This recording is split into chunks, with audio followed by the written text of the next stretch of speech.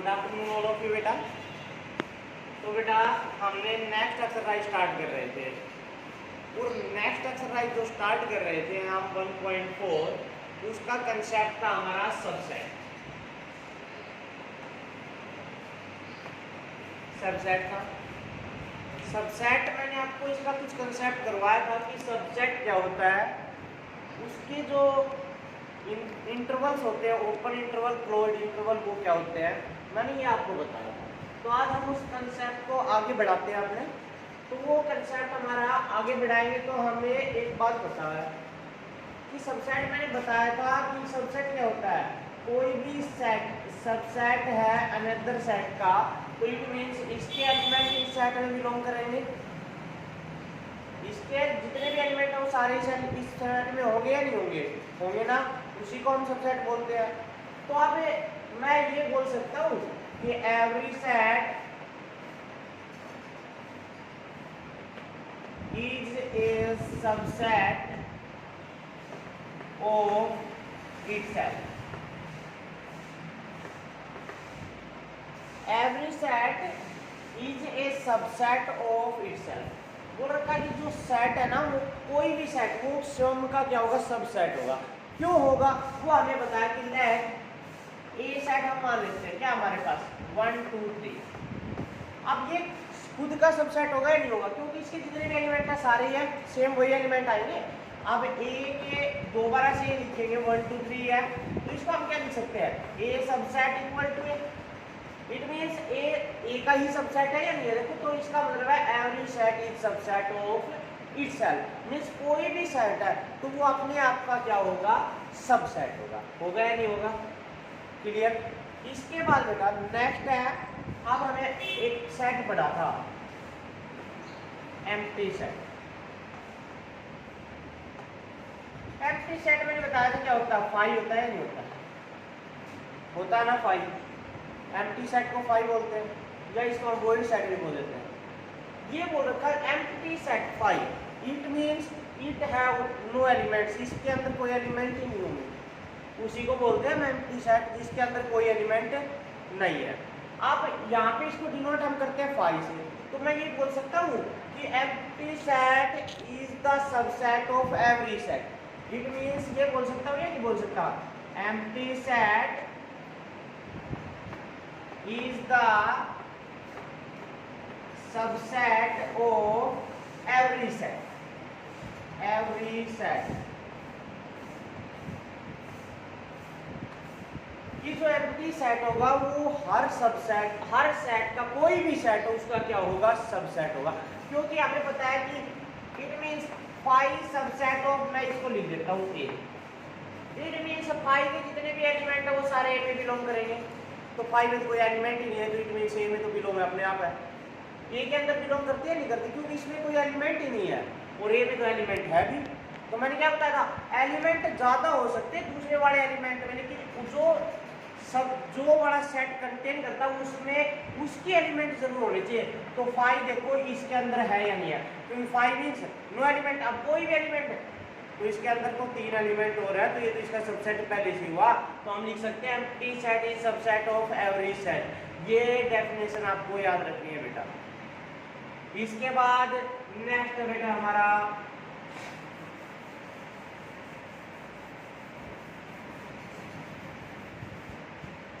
Total number of subset. Total number of subset. अब total number of subset क्या होती है, वैसे तो total number of subset find out करने का फॉर्मूला बेटा होता है 2। Total number of subset find out करने का फॉर्मूला होता है 2 raised to power n। It means कोई भी हमारे पास ए सेट है 1 2 3, ये हमने सेट मान लिया ए, इसमें n मींस होता है बेटा number of element, number of element. अब ये देखो आप इसमें नंबर ऑफ एलिमेंट कितने हैं, 3 है। इन 3 को मैं यहाँ पुट कर सकता हूँ, तो हमारे पास टोटल नंबर ऑफ सबसेट बेटा कितना हो जाएंगे, 2 raised to power 3 कितना आ जाएगा बेटा 8। तो ये बेटा हमारा total number of subset find out करने का फॉर्मूला होता है 2 रेज़ टू पावर n। अब मैं ये कैसे कर, चलो मैं आपको बना के बताता हूँ ये फॉर्मूला हमारा बना कैसे। तो आप एक बात देखो, मान लो कोई भी सेट है, let any set have an elements, उसके अंदर जो एलिमेंट्स है वो एन एलिमेंट है। Let any set have an element. अब एन एलिमेंट हो गए।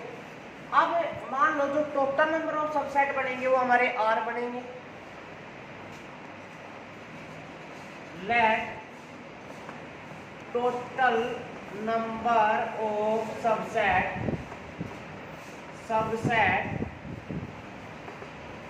इज आर बनेंगे हमारे। अब ये बढ़ते कैसे हैं, क्या मैंने बताया था ये पॉजिटिव नंबर में बढ़ते हैं, तो ये जो आर है ये बिलोंग करेगा 0 less than R less than N, इससे बिलोंग करेगा। अब इसको अगर हम फाइंड आउट करना चाहेंगे तो मतलब हमें आर सबसेट बनाने हैं। टोटल कितने एलिमेंट है, एन एलिमेंट है 0 to n।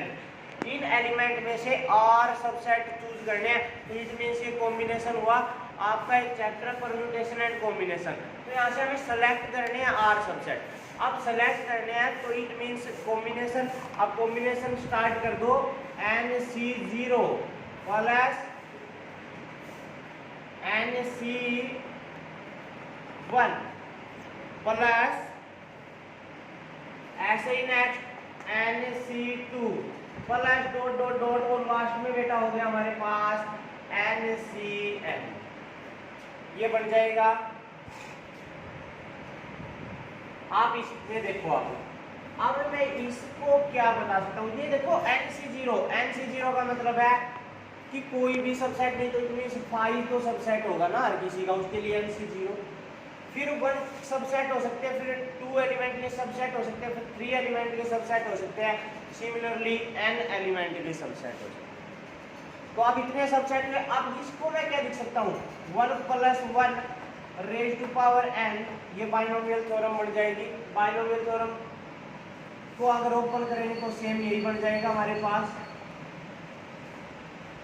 तो 1 + 1 कितना हो गया 2 और रेज़ टू पावर n। तो बेटा ये जो कॉम्बिनेशन वाला चैप्टर है ये आप आगे पढ़ोगे, बाइनोमियल थ्योरम है ये भी आप आगे पढ़ोगे। तो आपको अभी ये याद रखना है कि टोटल नंबर ऑफ सबसेट अगर बनाने हैं उसका फॉर्मूला होता है 2 रेज़ टू पावर n। बताओ कोई डाउट है क्या? अब मैं आपको ये सबसेट बना के और दिखा देता हूँ बेटा।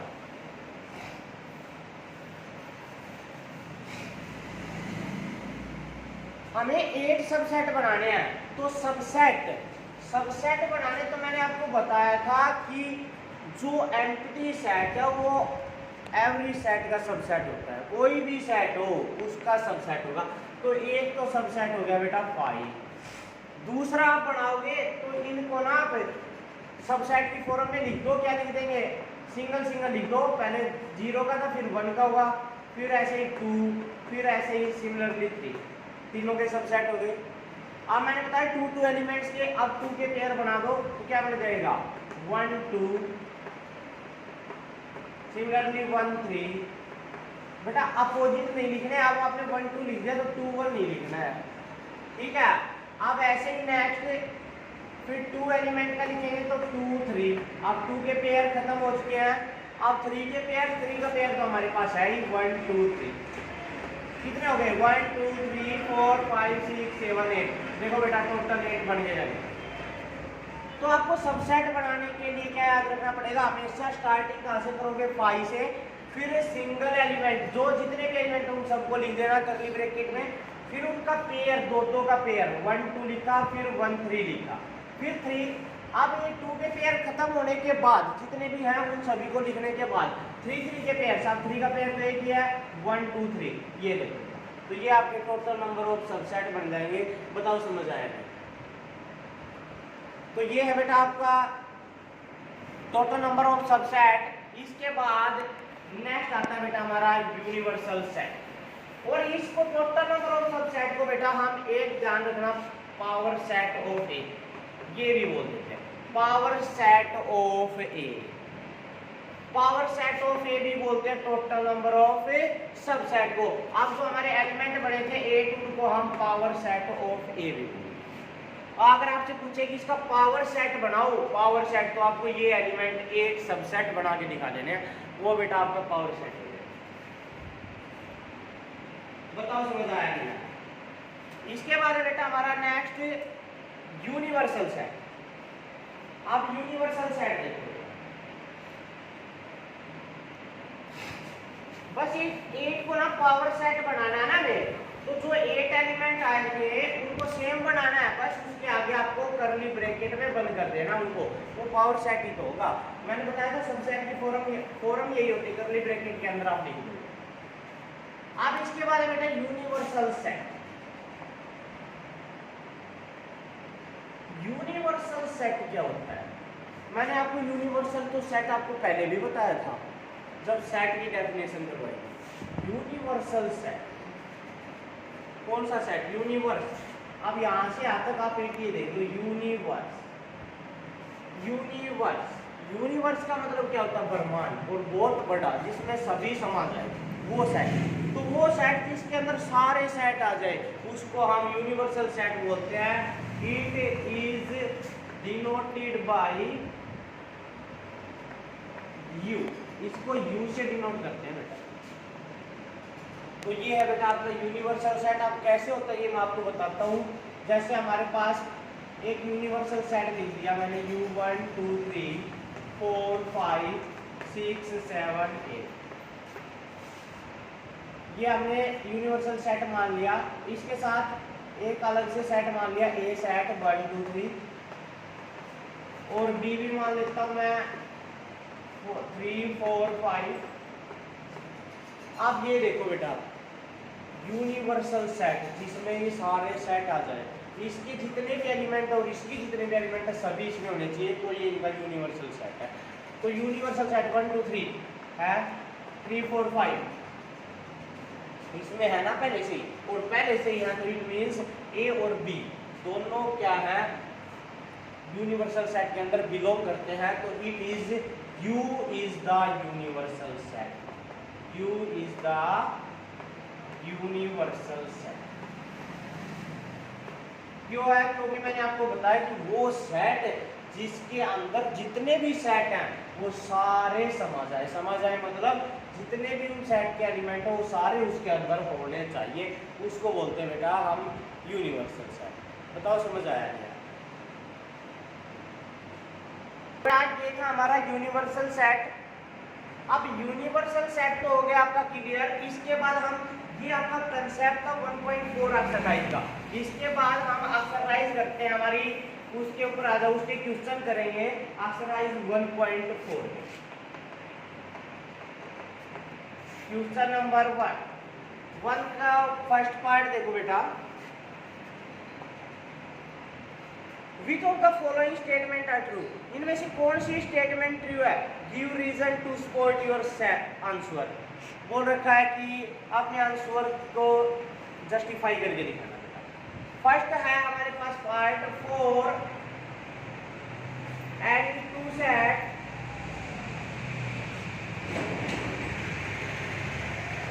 A and B either A subset equal to B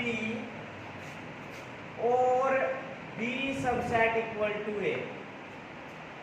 बोल रहा है कि कोई भी दो सेट हो तो उनमें कोई भी दो सेट A और B, तो ये होगा हमारे पास कि A B का सबसेट होगा या फिर B A का सबसेट होगा। ये बात जरूरी है कोई?